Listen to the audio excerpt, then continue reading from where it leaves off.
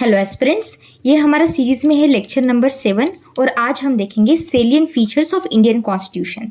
अब ये पॉलिटी लक्ष्मीकांत में चैप्टर नंबर 3 है और पूरे चैप्टर को मैंने कन्वर्ट किया है flow charts, diagrams, mind maps में, जिससे कि आप पूरे चैप्टर को कम से कम टाइम में रिवाइज कर सको और रिकॉल कर सको। अगर आपको पीडीएफ इसकी चाहिए तो टेलीग्राम में मैंने इसे अपलोड कर दिया है, आपको लिंक पिन कमेंट में मिल जाएगी और डिस्क्रिप्शन में भी मैं इसकी लिंक दे दूंगी। आपको अगर कोई भी चैप्टर रिवाइज करना है लक्ष्मीकांत का तो you should not take more than 10 to 15 minutes except for some chapters of course. So I hope इससे आपको हेल्प हो। चलो अभी लेक्चर को स्टार्ट करते हैं। आपको लोगों को पता है कि जब हमारी कॉन्स्टिट्यूएंट असेंबली ने कॉन्स्टिट्यूशन बनाया तो हमने बहुत सारी प्रोविजंस, ऑलमोस्ट एवरी प्रोविजन हमने किसी ना किसी कंट्री से बोरो की है। ठीक है, तो क्वेश्चन ये बनता है कि हमारा constitution, what makes our constitution different and special from the other constitution. अगर हमने बोरो ही की है चीज़ें तो हमारे कॉन्स्टिट्यूशन को स्पेशल चीज़ें बना क्या रही है, तो इसका आंसर मिलता है हमें इसके सेलिएंट फीचर्स से। समझ में आया? तो उससे पहले हम ये देख लो कि हमारा जो चंक ऑफ द कॉन्स्टिट्यूशन है, हमने इसके पहले भी लेक्चर में देखा था कि मोस्ट ऑफ द कॉन्स्टिट्यूशन हमने 1950 में किया था अडॉप्ट, और जो ओरिजिनल प्रोविजंस है दे वर अडॉप्टेड इन ईयर 1949। लेकिन कुछ ऐसे अमेंडमेंट्स है और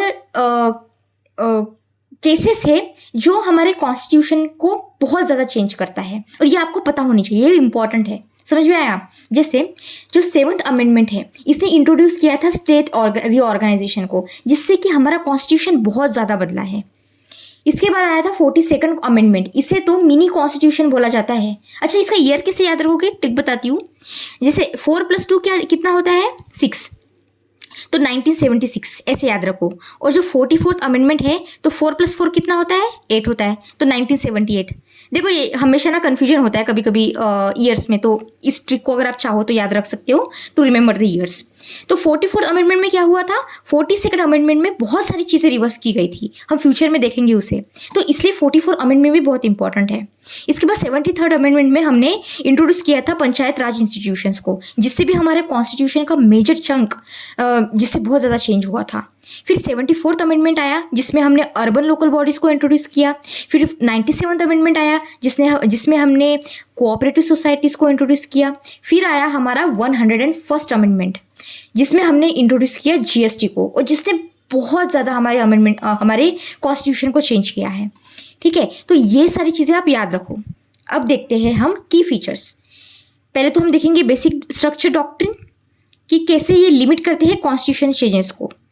हम देखेंगे यूनिक कंटेंट क्या है इसमें, बोरोड एलिमेंट्स कैसे है, कौन से कंट्री से बोरोड एलिमेंट्स लाए गए हैं, और अमेंडमेंट्स ने किस तरह से विथ टाइम चेंजेस लाए हैं हमारे कॉन्स्टिट्यूशन में। तो फर्स्ट फीचर क्या है हमारे कॉन्स्टिट्यूशन का? First feature of the our constitution, Indian constitution, is कि इट इज द लॉन्गेस्ट और द लेंथीएस्ट कॉन्स्टिट्यूशन। देखो, जो कॉन्स्टिट्यूशन होता है इट इज ऑफ 2 टाइप्स। एक तो रिटन कॉन्स्टिट्यूशन होता है, लिखा हुआ, या फिर अनरिटन कॉन्स्टिट्यूशन होता है। अब रिटन कॉन्स्टिट्यूशन मतलब कौन सा? हमारा जो अमेरिका का कॉन्स्टिट्यूशन है वो रिटन कॉन्स्टिट्यूशन है। एग्जाम्पल क्या है अनरिटन कॉन्स्टिट्यूशन का? वो है यूके। ये यू से अनरिटन और यू से यूके ऐसे याद रख लेना, ठीक है, अगर कंफ्यूजन बहुत ज़्यादा हो रहा है तो। लेकिन व्हाट अबाउट इंडिया? इंडिया तो रिटन कॉन्स्टिट्यूशन है, ठीक है, इंडिया रिटन कॉन्स्टिट्यूशन है, प्लस हमारा लेंथीएस्ट कॉन्स्टिट्यूशन है। मतलब approximately we have more than 470 articles. अभी ये तो 2019 का डेटा है, वैसे ये 2019 का डेटा है, लेकिन आप देख लेना, तो इतने ज़्यादा आर्टिकल्स है जो इसे लॉन्ग बनाता है। तो क्वेश्चन ये है कि क्या चीज़ें हैं जिसने इसे इतना लंबा बना दिया और ये सेलिएंट फीचर बन गया, मतलब पूरे वर्ल्ड में सबसे बड़ा कॉन्स्टिट्यूशन बन गया। देखो, पहली चीज़ तो ये हुई कि हमारा जोग्राफिकल वास्टनेस देखो यार, हमारी कंट्री इतनी बड़ी है, टोपोग्राफी देखो, लोगों को देखो, इतनी ज़्यादा चेंजेस, इतनी ज़्यादा डाइवर्सिटी है, तो सारी डाइवर्सिटी का हमें ध्यान रखना पड़ेगा ना। तो जोग्राफिकल फैक्टर है एक रीज़न। दूसरा रीज़न ये है कि हमारा सिंगल कॉन्स्टिट्यूशन है, मतलब ये कि हमारा सेंटर प्लस जो स्टेट है उसके लिए एक ही कॉन्स्टिट्यूशन है। महाराष्ट्र के लिए, गुजरात के लिए कुछ अलग अलग कॉन्स्टिट्यूशन नहीं है। जो सेंटर का कॉन्स्टिट्यूशन है, स्टेट का कॉन्स्टिट्यूशन है, वो एक ही है। तो अगर इतने सारे स्टेट्स के लिए कॉन्स्टिट्यूशन बना रहे हो तो उसकी प्रोविजंस, उसकी डिटेल्स भी ऐड करनी पड़ेगी। तो लॉजिक की बात है कि कॉन्स्टिट्यूशन का साइज भी बढ़ेगा उसके साथ साथ। अच्छा, एक बात आपको बता दूं, यहाँ पे जम्मू एंड कश्मीर का 2019 तक क्या था, सेपरेट कॉन्स्टिट्यूशन था। लेकिन हमने क्या किया, आर्टिकल 370 को एब्रोगेट कर दिया, है ना। तो अभी इसका सेपरेट कॉन्स्टिट्यूशन है क्या? नहीं है, अभी इसका सेपरेट कॉन्स्टिट्यूशन नहीं है। तो सिंगल कॉन्स्टिट्यूशन ध्यान में आया। अब देखो फिर क्या हुआ, लीगल ल्यूमिनरीज, मतलब जो बैठे थे, जो कॉन्स्टिट्यूशन असेंबली में लोग बैठे थे, they were mostly politicians and lawyers. तो उनकी लैंग्वेज एक्सेट्रा इतनी डिफ़िकल्ट थी और उन्होंने बहुत डिटेल में सारी चीज़ें लिखी है, जिससे कि कोई आगे जाके फ्यूचर में इसका कोई गलत फ़ायदा ना उठा ले, ठीक है। तो लीगल ल्यूमिनरीज का इसकी वजह से इसका लेंथ बढ़ गया। फिर क्या हुआ, जो एडमिनिस्ट्रेटिव फंक्शंस है वो तो है ही, उसके बाद जो गवर्नेंस की चीज़ें हैं, इवन जो ऑर्डिनरी लॉज होते हैं, जो डिफरेंट मॉडर्न डेमोक्रेटिक कंट्रीज़ में नहीं लिखे जाते जनरली उनके कॉन्स्टिट्यूशन में, लेकिन हमारे कॉन्स्टिट्यूशन में उस चीज़ों को भी लिखा गया है, इसलिए भी लेंथ बढ़ गई डिटेल्स की वजह से। अब उसके बाद हमने टाइम टू टाइम अमेंडमेंट्स बहुत सारी की है, तो अमेंडमेंट की वजह से उसका जो लेंथ है वो बढ़ गया। हिस्टोरिकल फैक्टर्स भी बहुत सारी थी। फॉर एग्जांपल, जो हमारा गवर्नमेंट ऑफ इंडिया एक्ट 1935 है वो खुद ही इतना बड़ा था, और आपको तो पता है कि जो बहुत सारी फीचर्स है जो हमने कॉन्स्टिट्यूशन में अडॉप्ट किए हैं वो यहाँ से ही तो किए हैं। तो अगर बेस ही इतना ज़्यादा बड़ा है तो कॉन्स्टिट्यूशन भी बड़ा हो जाएगा। सब चीज़ें लॉजिकली याद रखो, रट्टा मारने की ज़रूरत नहीं है। अगर इस तरह से पढ़ोगे ना तो आपको बार बार चीज़ें पढ़ने की ज़रूरत नहीं पड़ेगी। अब देखो फिर क्या हुआ, फाउंडेशन देख लेते हैं हमारे इंडियन कॉन्स्टिट्यूशन का। जो स्ट्रक्चरल पार्ट है हमारा कॉन्स्टिट्यूशन का, स्ट्रक्चरल पार्ट, वो हमने डिराइव किया है गवर्नमेंट ऑफ इंडिया एक्ट 1935 से। मतलब स्ट्रक्चरल पार्ट मतलब क्या, एडमिनिस्ट्रेटिव और गवर्नमेंटल स्ट्रक्चर को। फिर फिलोसॉफिकल पार्ट, फिलोसॉफिकल प्रिंसिपल्स, जैसे देखो फंडामेंटल राइट्स हो गए, DPSP हो गया, directive principles of state policy, ये चीज़ें होगी फिलोसॉफिकल। ये कैसे फिलोसॉफिकल है, तो जब ये चैप्टर्स आएगा तब समझ में आएगा कि इसको फिलोसॉफिकल क्यों बोला जाता है। तो फंडामेंटल राइट जैसे हमने अमेरिका से लिया, और जो DPSP है इसको आयरिश कॉन्स्टिट्यूशन से लिया गया था, और इन आयरिश लोगों ने भी इसको स्पेनिश कॉन्स्टिट्यूशन से लिया था, लेकिन ये चीज़ें याद रखने की ज़रूरत नहीं है। तो ये आयरिश और ये अमेरिका, तो ये हो गया फिलोसॉफिकल पार्ट। और पॉलिटिकल पार्ट अगर देखें, पॉलिटिकल गवर्नेंस का पार्ट, ये हमने लिया है, ये इन्फ्लुएंस हुआ है ब्रिटिश से, ब्रिटिश कॉन्स्टिट्यूशन से। जो कैबिनेट हो गया, गवर्नमेंट हो गया, एग्जीक्यूटिव लेजिस्लेटिव रिलेशंस, ये सारी चीज़ें इसे कहते हैं पॉलिटिकल गवर्नेंस। और डाइवर्स प्रोविजंस इंक्लूड किए गए। हमारी कंट्री इतनी डाइवर्स है, हाँ। ग्लोबल कॉन्स्टिट्यूशन जैसे जापान से हमने लिया है, USSR से लिया है, साउथ अफ्रीका से लिया है, ऑस्ट्रेलिया से लिया है। तो इसकी वजह से there are diverse provisions, so these are the foundations of the Indian constitution. अब देखते हैं कि balancing amendment procedures in the constitution. अब देखो जो कॉन्स्टिट्यूशन होता है वो होता है एक तो रिजिड टाइप बता रही हूँ, और एक तो होता है फ्लेक्सिबल। रिजिड मतलब ये कि बहुत डिफिकल्ट है, हमारा जो कॉन्स्टिट्यूशन दिया गया है उसको अगर आपको अमेंडमेंट इसमें इंट्रोड्यूस करना है तो भाई ये तो बड़ा डिफिकल्ट काम है। फॉर एग्जाम्पल अमेरिका, ठीक है। और फ्लेक्सिबल मतलब इतना ईजी है ना कॉन्स्टिट्यूशन को अमेंड करना कि पूछो मत, जैसे यूनाइटेड किंगडम। तो फिर आपका क्वेश्चन ये होना चाहिए कि मैम इंडिया कहाँ पे लाई करता है, तो हमारे पास है synthesis of both, we have best of the both words. तो बैलेंसिंग, देखो आंसर राइटिंग में बैलेंसिंग वर्ड मत यूज करना, सिंथेसिस वर्ड यूज करना। तो जैसे रिजिड कॉन्स्टिट्यूशन मतलब क्या हुआ, फिर इसका मतलब क्या हुआ, इसका मतलब ये कि अगर मुझे कॉन्स्टिट्यूशन में कुछ अमेंडमेंट इंट्रोड्यूस करने हैं तो उसके लिए जो स्पेशल अमेंडमेंट प्रोसीजर लगेगी जो इतनी आसान नहीं है। और फ्लेक्सिबल कॉन्स्टिट्यूशन का मतलब ये हुआ कि हमें ऑर्डिनरी प्रोसीजर्स लगेगी, ऑर्डिनरी अमेंडमेंट प्रोसीजर्स। तो जैसे इंडिया के केस में क्या होता है, अगर हम फ्लेक्सिबल की बात, मैंने कहा ना कि सिंथेसिस है रिजिड कॉन्स्टिट्यूशन का और फ्लेक्सिबल कॉन्स्टिट्यूशन का। तो फ्लेक्सिबल कॉन्स्टिट्यूशन कैसा है हमारा constitution, we need sometimes only simple majority, बस सिंपल मेजोरिटी चाहिए होती है। पर कुछ कुछ केसेस में क्या होता है कि हमें चाहिए स्पेशल मेजॉरिटी। अब स्पेशल मेजॉरिटी भी दो टाइप की है। कभी कभी क्या हमें क्या चाहिए, 2/3 of members of Lok Sabha as well as Rajya Sabha present and voting, plus जो टोटल मेंबरशिप है पूरे हाउस की, इसे कहते हैं स्पेशल मेजॉरिटी। समझ में आया?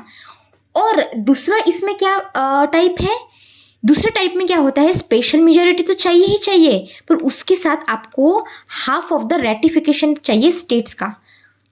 समझ में आया? तो इतना इजी भी नहीं है और इतना डिफिकल्ट भी नहीं है, सिंथेसिस है दोनों चीज़ों का। इतना समझ में आया अभी? अब जल्दी से देख लेते हैं। जो स्पेशल मेजॉरिटी है उसे चाहिए 2/3 members of present and voting plus majority of total membership. अच्छा, इसमें आर्टिकल 368 यूज होता है क्या पार्लियामेंट का? होता है, बिल्कुल होता है। फिर कभी कभी कुछ कुछ केसेस में क्या होता है, अगर अमेंडमेंट इंट्रोड्यूस करना है कॉन्स्टिट्यूशन में तो स्पेशल मेजॉरिटी तो चाहिए ही, मतलब ये चीज़ तो चाहिए ही चाहिए, लेकिन स्टेट का रेटिफिकेशन भी चाहिए। मतलब 2/3 members present voting plus total membership plus उसके साथ साथ हाफ ऑफ द स्टेट्स, उसका भी रेटिफिकेशन चाहिए। इसके लिए आर्टिकल 368 का यूज होता है क्या? बिल्कुल होता है। लेकिन यहाँ पे अभी इस चीज़ को याद रखो कि स्पेशल मेजॉरिटी में आर्टिकल 368 का कोई काम नहीं है। ये ध्यान में रहेगा ना? यहाँ पे है, यहाँ पे है, यहाँ पे नहीं है। चलिए आगे बढ़ते हैं। अब की फीचर्स देख लेते हैं इंडियन फेडरल सिस्टम की। अब इसका मतलब क्या हुआ कि हमारा जो कॉन्स्टिट्यूशन है इसको फेडरल क्यों बोल रहे हो तुम लोग?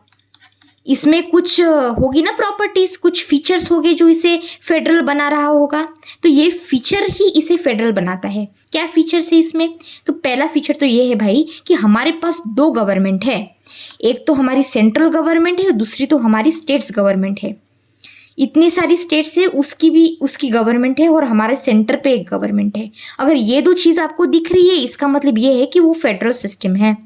उसके बाद सेकंड फीचर ये है कि it is the written constitution, मतलब कॉन्स्टिट्यूशन में लिखा गया है कि क्या चीज़ें होगी क्या नहीं होगी।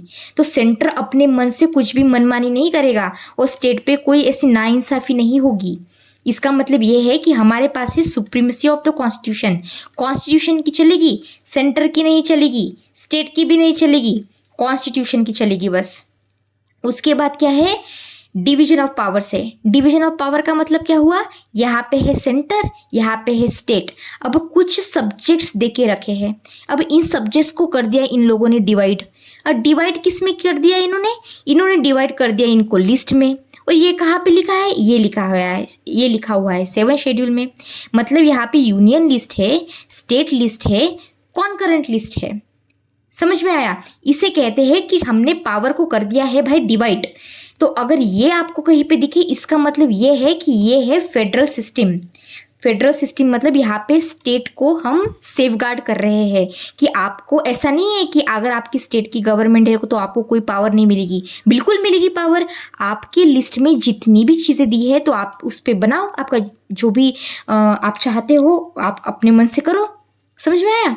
अब देखो यहाँ पे है हमारी इंडिपेंडेंट जुडिशियरी, मतलब ये हमारा एग्जीक्यूटिव अलग, लेजिस्लेटिव अलग, इससे अलग रहेगी हमारी जुडिशियरी। और इसके सेफगार्ड के लिए कुछ प्रोविजंस भी कॉन्स्टिट्यूशन में दिए गए हैं जो अभी हम देखने वाले हैं कुछ टाइम में। फिर हमारे पास बायकैमरलिज्म है, we have upper house, we have lower house, state में भी है, सेंटर में भी है। समझ में आया? ये हो गए की फीचर्स। अगर ये कहीं पे भी देखे और आपको कोई भी क्वेश्चन पूछे कि बताओ फेडरल सिस्टम का मतलब क्या होता है, तो अभी गलत बिल्कुल नहीं होना चाहिए। चलो अब देखते हैं कि यूनिटरी फीचर क्या है। मतलब ये कि इंडिया के पास फेडरल सिस्टम तो है लेकिन इसकी आत्मा है यूनिटरी। तो क्वेश्चन ये है कि इसको यूनिटरी बनाता क्या है? तो पहली चीज़ इसको यूनिटरी बनाता है स्ट्रॉन्ग सेंटर।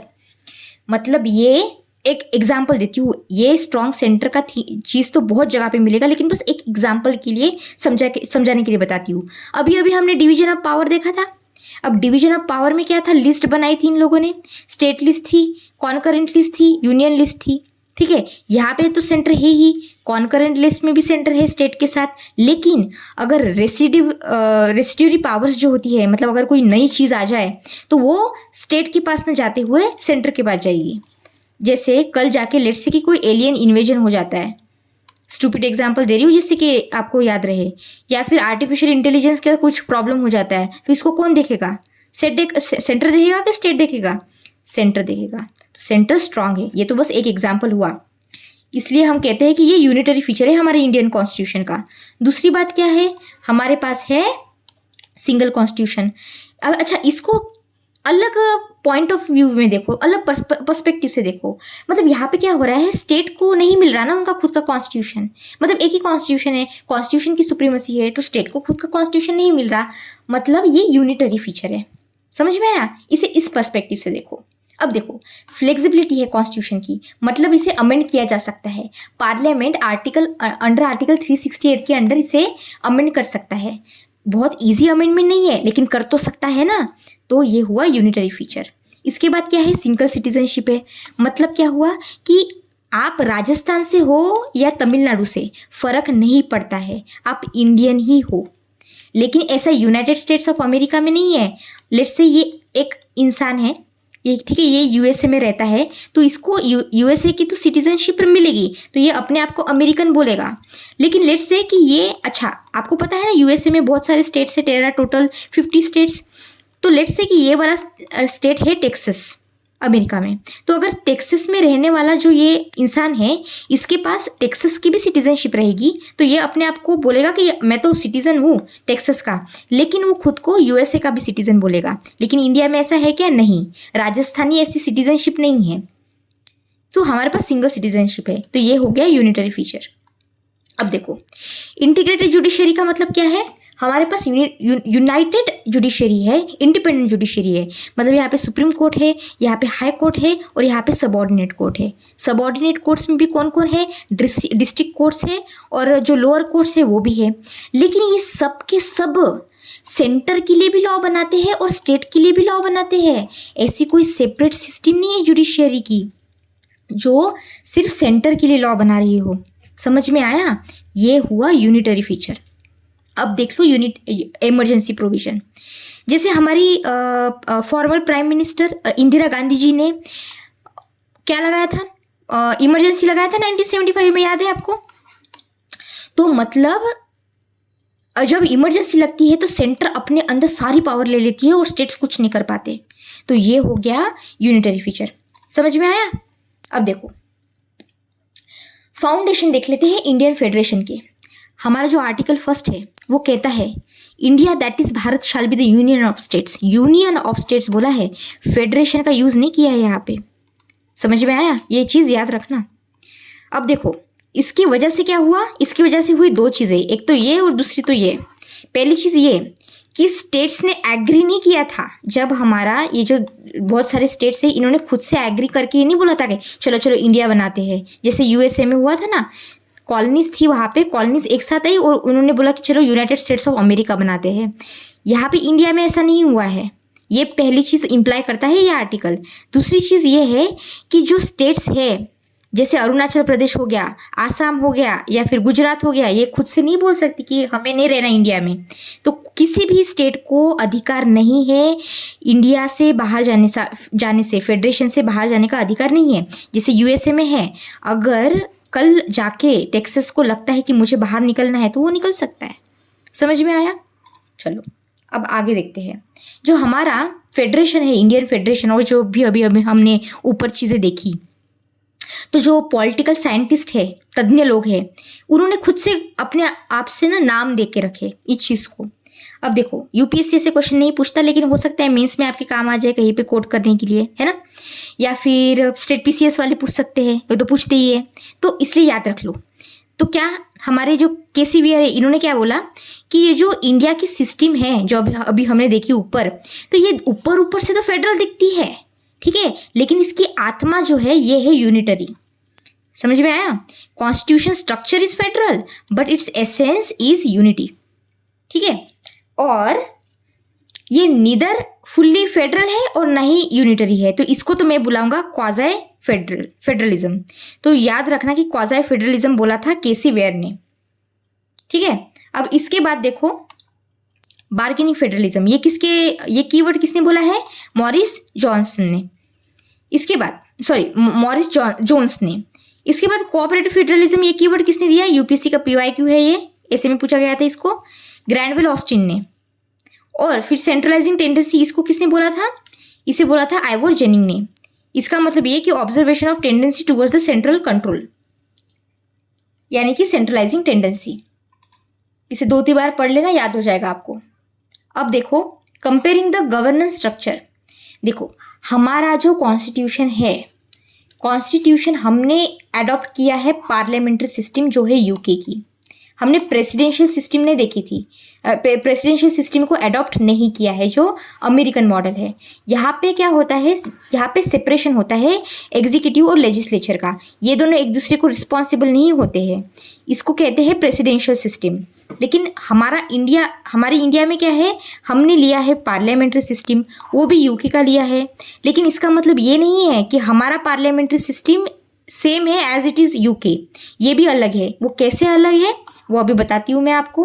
लेकिन यहाँ पे एक बात ध्यान में रखो कि इसको वेस्टमिनिस्टर मॉडल भी कहा जाता है, क्योंकि ये प्लेस है वहाँ पे, ठीक है, जगह के ऊपर इसका नाम रखा गया है। यहाँ पे कोऑपरेशन होता है, कोऑर्डिनेशन होता है। यहाँ पे ऐसा कुछ नहीं है, यहाँ पे ना कोऑपरेशन है ना कोऑर्डिनेशन है।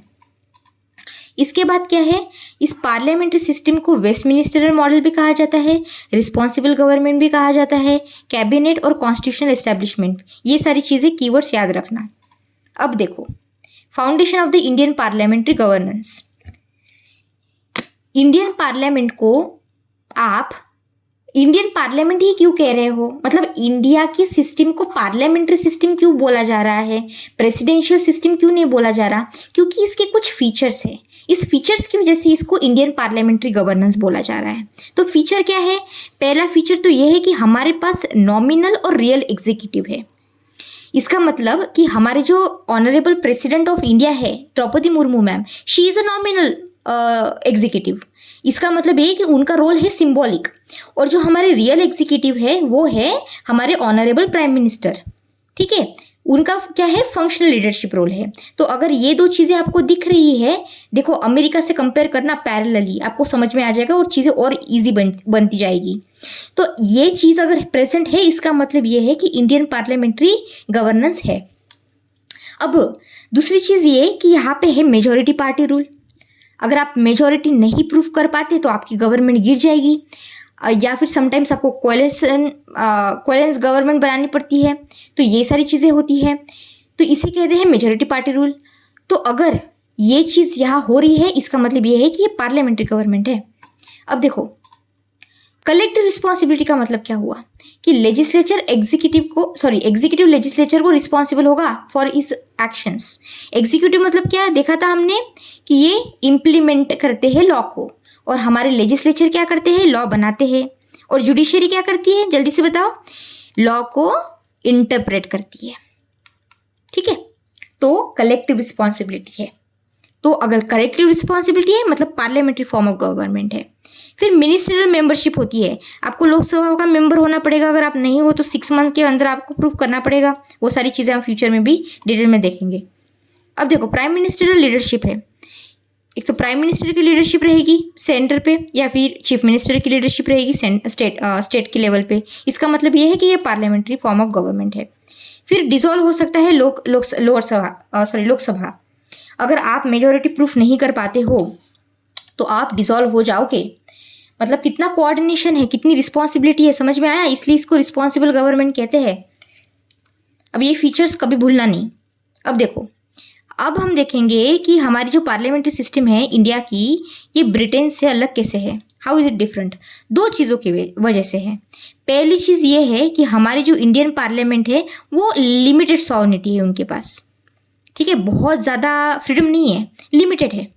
लेकिन अगर हम ब्रिटिश पार्लियामेंट को देखें तो यहाँ पे पार्लियामेंट सॉवरेन बॉडी है वहाँ पे एज कम्पेयर टू इंडिया। दूसरा डिफरेंस क्या आता है इसमें कि हमारा जो नॉमिनल एग्जीक्यूटिव है वो इलेक्टेड है, हमारे जो ऑनरेबल प्रेसिडेंट ऑफ इंडिया है वो इलेक्टेड है, इनडायरेक्टली ही इलेक्टेड क्यों ना हो, फिर भी हमारे इलेक्टेड तो है, इसलिए तो हम रिपब्लिक है। लेकिन यहाँ पे ऐसी चीज़ है क्या? नहीं, यहाँ पे है क्वीन और यहाँ पे है किंग। समझ में आया? यहाँ पे है मोनार्की। तो ये डिफरेंस है, इसलिए हमारी पार्लियामेंट्री सिस्टम डिफरेंट है ब्रिटेन की पार्लियामेंट्री सिस्टम से। अब देखते हैं दो चीज़ें सबसे इंपॉर्टेंट, एक तो है हमारी पार्लियामेंट्री सॉवरेनिटी और एक है जुडिशियल सुप्रीमेसी। पार्लियामेंट्री सॉवरेनिटी अभी देखा यूके के केस में, और जुडिशियल सुप्रीमेसी है वो आपको दिखेगा यूएसए के केस में। कैसे और इंडिया के रिलेटेड ये कैसे है ये बताती हूँ मैं अभी आपको। Parliament holds supreme legislative authority in Britain और यहाँ पे इन अमेरिका। तो जब हम इंडियन सुप्रीम कोर्ट की बात करते हैं, अभी हमने इंडिया को देखा इसके कंपैरिजन में, यूके के कंपैरिजन में। अब यहाँ पे हम इंडिया को देखते हैं यूएसए के कंपैरिजन में in case of judicial supremacy. क्या डिफरेंस है? तो इंडियन सुप्रीम कोर्ट और यूएस का सुप्रीम कोर्ट, तो हम जो यूज़ करते हैं वो यूज़ करते हैं, बहुत ध्यान से सुनिए, प्रोसीजर एस्टैब्लिश बाय लॉ। जो इसे बनाता है, जो जुडिशियल रिव्यू को बनाता है, नैरो। ठीक है, यहाँ पे यूएस सुप्रीम कोर्ट यूज करता है ड्यू प्रोसेस ऑफ लॉ, जो इसे बनाता है ब्रॉड। किसे बनाता है ब्रॉड? जुडिशियल रिव्यू को।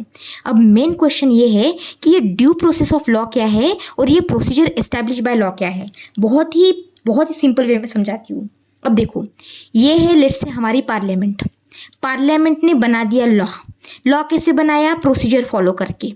अब ये है एक इंसान, इसने कर दिया कुछ खराब काम, अब इसे चाहिए पनिशमेंट। तो हो सकता है कि लॉ में ऐसी कुछ प्रोविजंस दी गई हो जो नाइंसाफी कर सके, क्योंकि एरर तो हो सकता है ना भाई। लेकिन अगर यही हम अप्लाई कर दे इसी लॉ के अकॉर्डिंग, अगर इस इंसान को पनिश किया जाए, तो हो सकता है वहाँ पे स्कोप हो नाइंसाफी के लिए। लेकिन यहाँ पे क्या होता है, ड्यू प्रोसेस ऑफ लॉ में, लॉ जब बनाया जाता है तब उसकी प्रोसीजर फॉलो हो रही है कि नहीं हो रही है ये तो देखा ही जाता है। लेकिन उसके बाद ये भी देखा जाता है जो लॉ का नेचर है ये जस्टिफाइबल है भी कि नहीं, इस इंसान पे अकॉर्डिंग टू करंट सर्कमस्टेंसेस कोई गलत काम तो नहीं हो रहा है, इसके साथ कोई गलत चीज़ तो नहीं हो रही है, ये जो लॉ हम ला रहे हैं ये जस्टिफाइबल है भी कि नहीं है, ये भी देखा जाता है। तो इसे कहा जाता है judicial due process of law. इसलिए ये ब्रॉडर बन रहा है। यहाँ पे हम इंडिया में ये फॉलो करते थे 1978 तक, पर हमारा इंदिरा साहनी केस आया और हमारे सुप्रीम कोर्ट ने ये कहा कि अब हम प्रोसीजर एस्टेब्लिश बाय लॉ तो देखेंगे ही, लेकिन उसके साथ साथ हम इस प्रिंसिपल को भी इन स्पिरिट यूज करेंगे। मतलब due process of law constitution में दिया है कि कहीं पे नहीं दिया है, लेकिन हमारी सुप्रीम कोर्ट इसे यूज जरूर करती है इन अ स्पिरिट। अब इसका बेसिक समझ में आया। तो पहले तो ये नैरो था इंडिया के केस में, अब ये ब्रॉड बन गया है। अब देखो नेक्स्ट, बैलेंसिंग प्रिंसिपल। अच्छा, तो अब ये दो चीज़ें जो हमने पार्लियामेंट्री सॉवरेनिटी देखी यूके के केस में और जुडिशियल रिव्यू देखा जो यूएसए के केस में, तो ये इंडिया पे कैसे अप्लाई हो रहा है इसे अब ध्यान से देखो। हम कैसे इस चीज़ को सिंथेसाइज कर रहे हैं, बैलेंस करने की कोशिश कर रहे हैं। हो सकता है कि कोई कन्फ्लिक्टिंग हमारा यह पार्लियामेंट है, पार्लियामेंट ने आर्टिकल 368 के अंडर कुछ लॉ ला दिया, ठीक है। तो सुप्रीम कोर्ट बोलेगा कि भाई आपने जो ये लॉ लाया है ये तो ठीक नहीं लग रहा। मतलब पार्लियामेंट अपनी विम्स और फैंसीज के अकॉर्डिंग कुछ भी अपने मन से मनमानी करके कुछ भी नहीं ला सकती। सुप्रीम कोर्ट बोलेगा कि अरे भाई ये क्या कर रहे हो पार्लियामेंट, ये तो चीज़ गलत है आप ला रहे हो, ये लॉ तो मतलब बेसिक स्ट्रक्चर को वायलेट कर रहा है, ये तो नहीं चलेगा। ये चीज़ होती है। लेकिन यहाँ पे अमेंडिंग पावर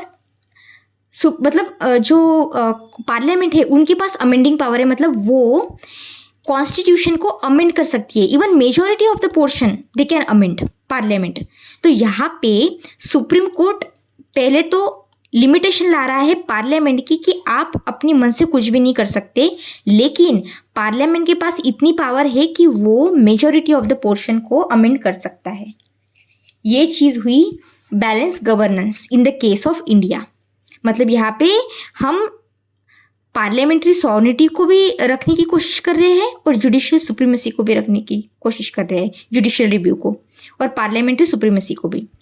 अब देखते हैं next, we have Indian judicial hierarchy. It is independent तो है ही और इंटीग्रेटेड भी है।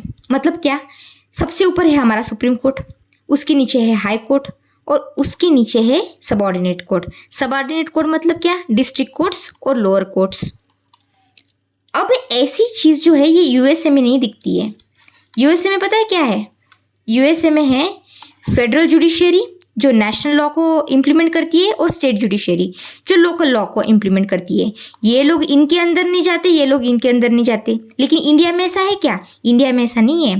लेट्स से कि अगर कोई इंसान है, इसको लग रहा है कि भाई मेरे साथ तो नाइंसाफ़ी हुई है, तो ये ऊपर जा सकता है, हाई कोर्ट के पास अपील कर सकता है। अगर हाई कोर्ट में भी उसको लगा कि नहीं भाई मेरे साथ तो नाइंसाफ़ी हुई है, तो और ऊपर जा सकता है और सुप्रीम कोर्ट में अपील कर सकता है। लेकिन ऐसा यूएसए में नहीं है। तो ये है हमारे हमारी इंटीग्रेटेड जुडिशियरी।